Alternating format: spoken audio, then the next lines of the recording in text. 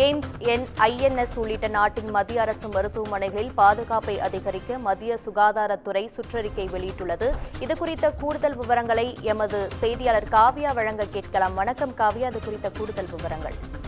வணக்கம் சுகன்யா.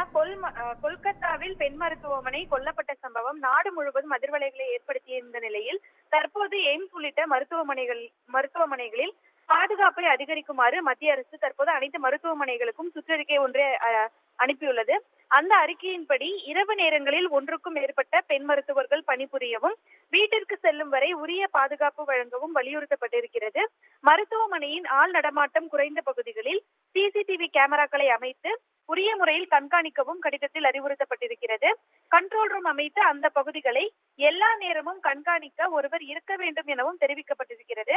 பார்வையாளர் நேரத்தில் அட்டெண்டர் பாஸுடன் அதிகபட்சமாக 2 மட்டுமே நோயாளிகளை காண அனுமதிக்கப்பட வேண்டும் எனவும் கூறப்பட்டிருக்கிறது.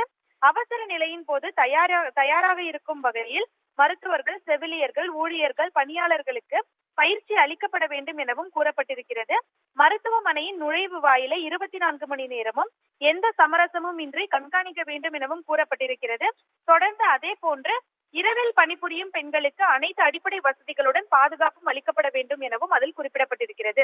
அதாவது கடந்த 30ஆம் தேதி கொல்கத்தாவில் உள்ள ஆர்ஜிகர் மருத்துவமனையில் பெண் மருத்துவர் ஒருவர் பாலியல் வன்கொடுமை செய்யப்பட்டு தொடர்ந்து கொடூரமாக கொல்லப்பட்ட சம்பவத்தின் எதிரொலியாக இந்த சுற்றறிக்கை என்பது அனுப்பப்பட்டிருக்கிறது. உங்கள் விவரங்களுக்கு நன்றி காவ்யா.